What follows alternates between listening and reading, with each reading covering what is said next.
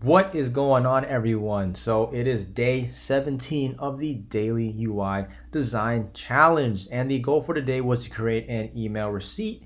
And here is my little design for that today. And mine's pretty simple and basic. I didn't want to make it too complicated because just seeing from other websites and other major companies, the way they design their email receipt seems like very simple and ideally not too complicated, especially for developers as well. So this one, it's sort of like a twist with a few designs I saw on top of like the Amazon style too, because it seems like Amazon, I mean, they're one of the leaders in online sales. So figured why not look from the actual best companies out there. So right now I did pretty basic, I would say, but ideally the things that were important on this design was the ad copy, so meaning like the words I use.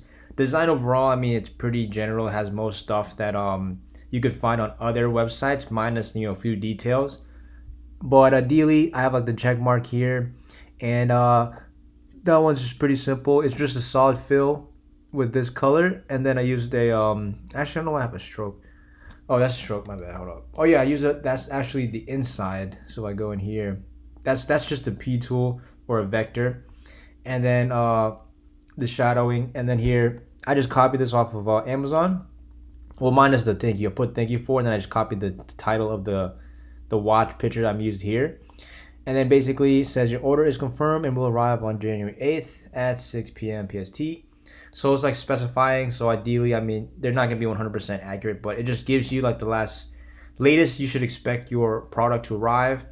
And then I include this sentence afterwards saying, if you need to make any updates to your order, please edit your order settings. And then that's blue. So essentially you can click that and that'll lead you to the settings page to update your settings there.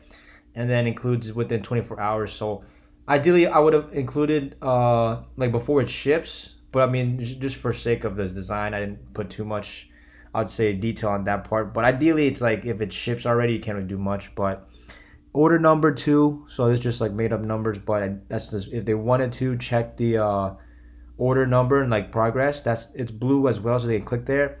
And then I made it very easy to see a black button right here. I wasn't trying to change the color. I figured just be more simple to keep it as black because I was trying other colors. But if you don't have like a specific brand, since I don't have a company I'm using this under and it's just literally a design, I just stuck with black. But if you did have a logo and it was like blue, yellow, orange, green, or whatever, then obviously I would change that. So Amazon uses like an orange linear style for their color, since their logos fits the coloring.